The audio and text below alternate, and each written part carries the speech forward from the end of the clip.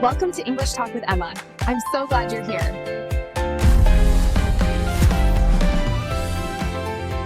Hello, everyone, and welcome back to English Talk with Emma, where learning real-world English is easy and fun. I'm Emma. It's so good to be here today. I'm very happy to see you, Emma. I'm ready to learn a lot today. I'm happy to see you too, Mark. You look very serious today. You have so many newspapers on your desk, and you have a notebook full of writing. Thank you for noticing. That's because I had a very busy weekend reading the international news. I really want to improve my reading skills this year. Oh, really? That's a great goal. I want to hear all about it. Reading the news in English can be very difficult for many students. Yes, it can be. We're going to talk about news vocabulary today. It's a perfect topic because everyone watches or reads the news every day. Exactly. It's a great way to practice important English words for very big topics. So, Mark, how was your weekend reading? Was it easy or difficult? It was a little bit of both. I think the sports news was very easy, but the world news section was very difficult. That sounds like a very normal experience. The world news often uses very advanced vocabulary. What did you read about first? Well, I read the front page of the newspaper on Saturday morning. I needed to understand the situation in the Middle East, specifically the news about the Iran war. Oh, the front page. That's always full of heavy information. Did you find some difficult words right away? Yes, I did. I found the phrase military strike. I was a little confused at first. Good job trying to read it anyway. News English can be very confusing sometimes. Oh, yes. The articles are very long. There are so many details to remember. I can imagine. Saturday morning front pages are always packed with complex information. They are. After reading the headline, I used my dictionary. A military strike means a sudden attack by an army, right? Yes, exactly. A military strike is a planned attack, usually with airplanes, drones, or missiles. It's a simple phrase, but a very serious action.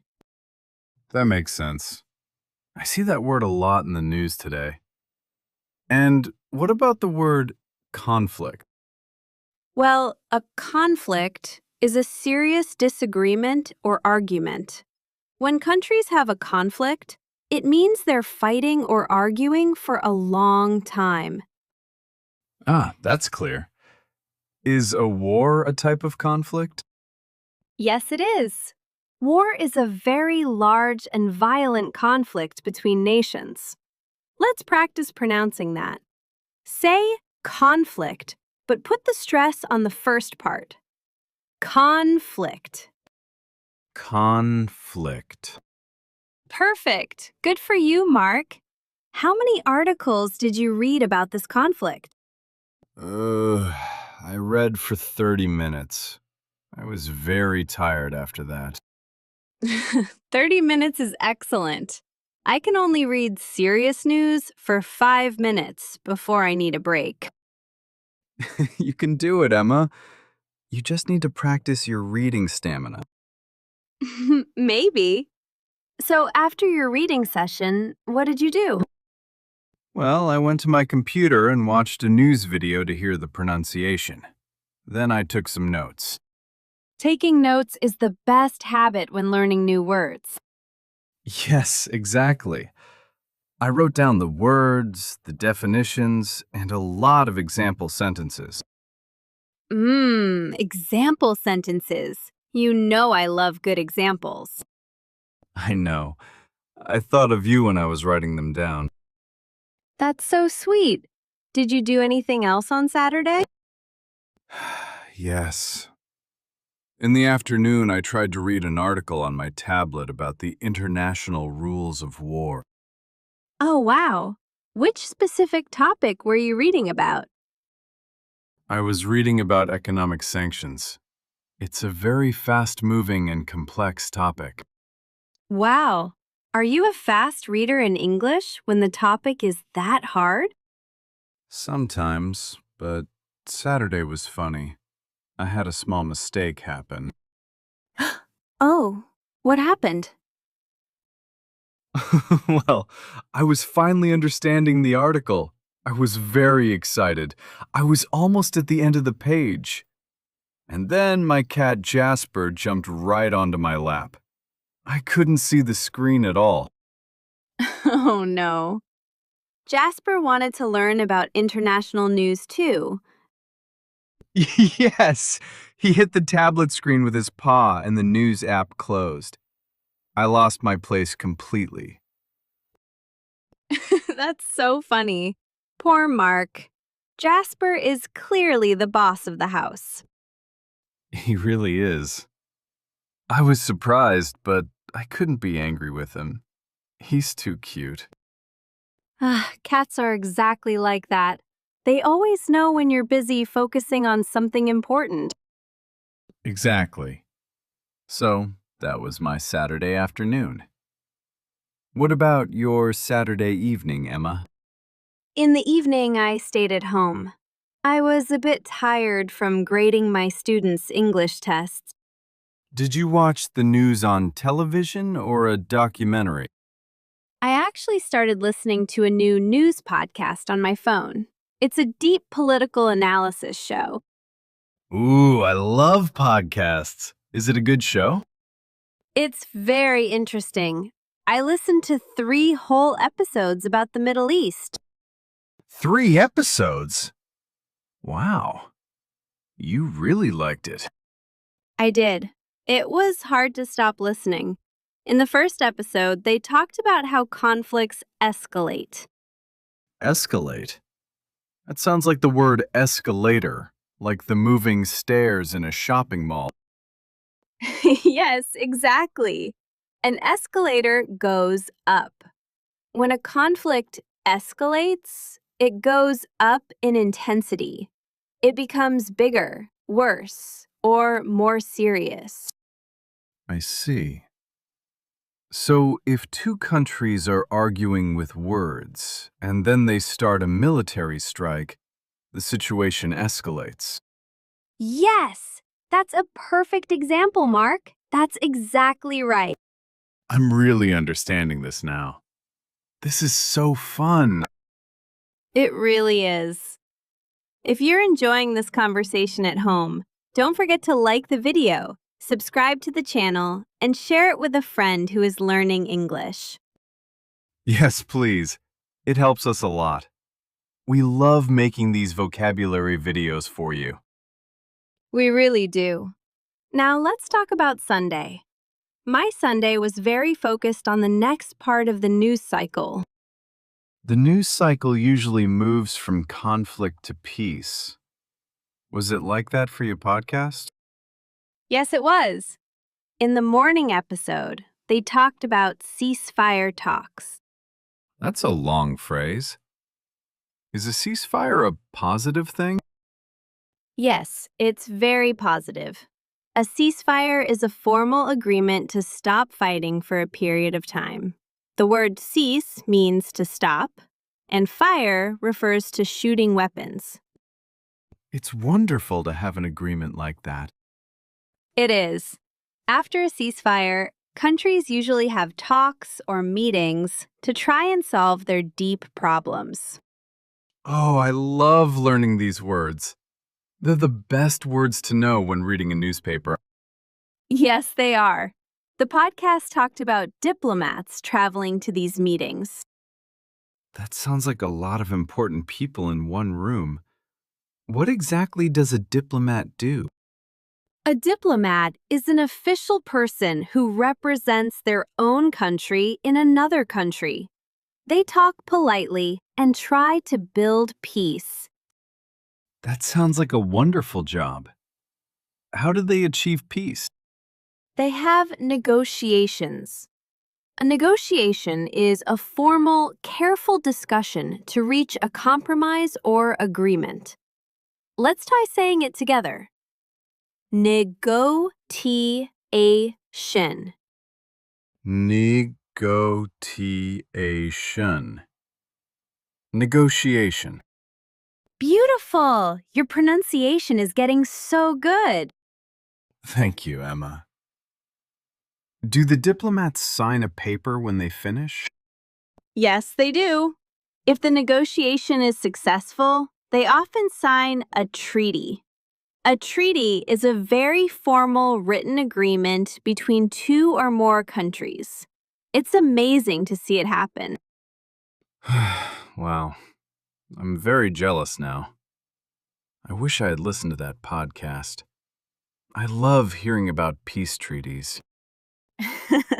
I wish I could share my podcast app with you, Mark. Me too. Did they talk about treaties all afternoon? Yes, they did. They discussed how people finally find a resolution. A resolution is like a final solution to the problem, right?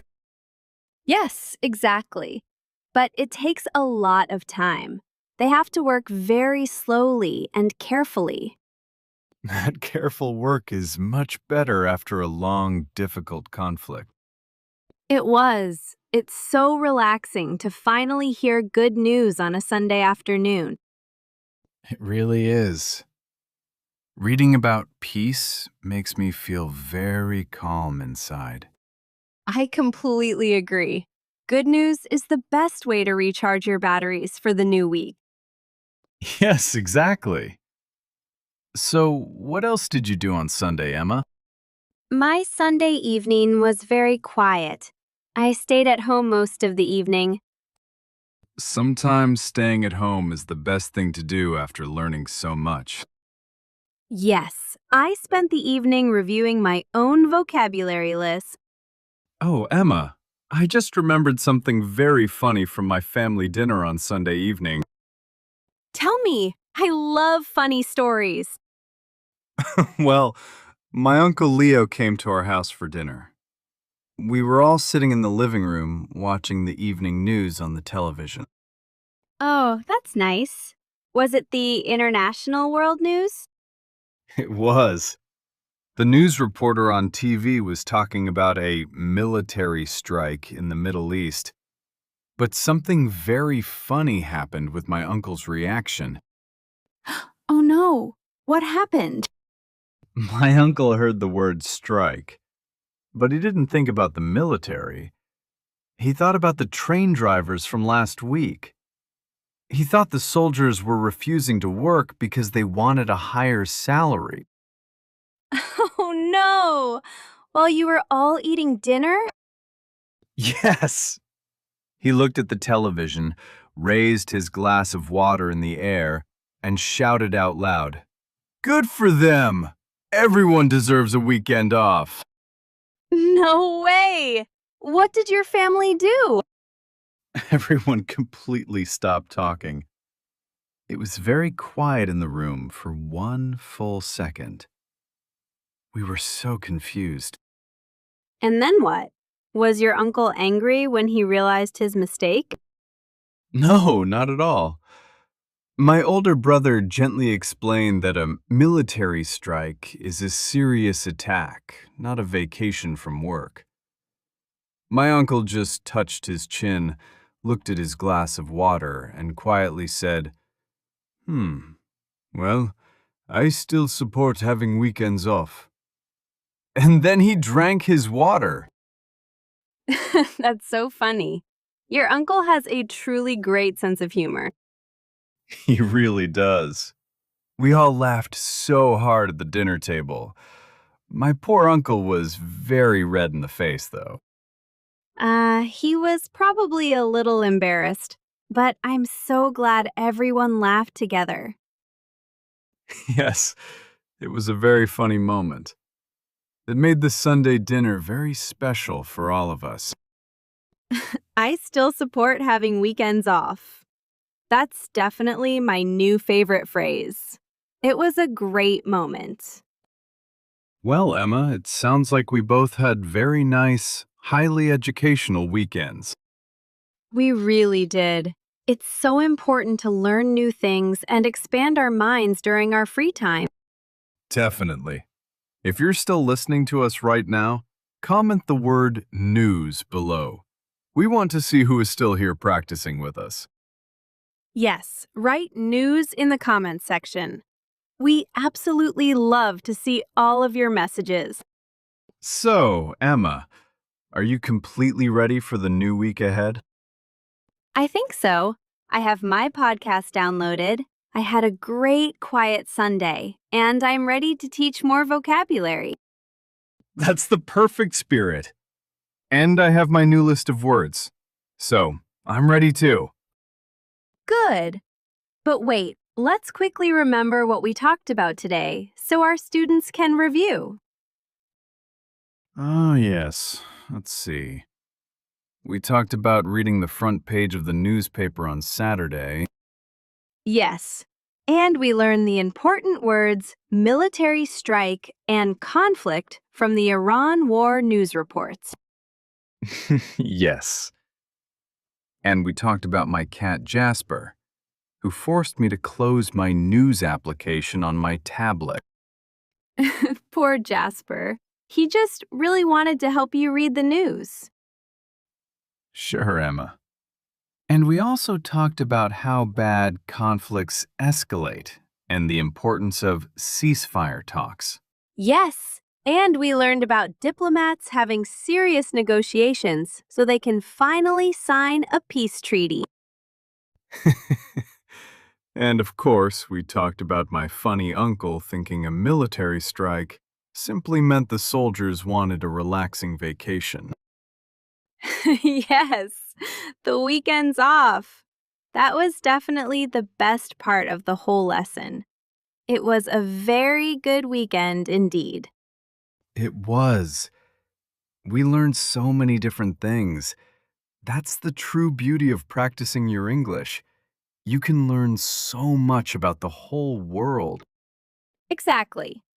Now, Mark, do you have a special bonus tip for our friends watching at home? Oh, yes, I certainly do. Great! What's your tip? My bonus tip is this. When you read the news in English, don't worry about understanding every single word on the page. That's a very, very good tip. Yes, just try to read the headline and understand the main idea of the story. Use a simple dictionary for the big words.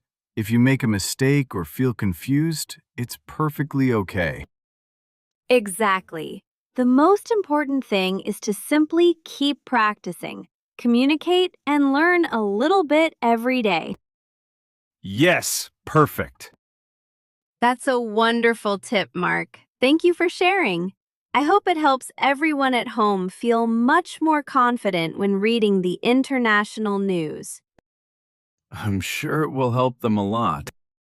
Well, everyone, that's the end of our English Talk episode for today.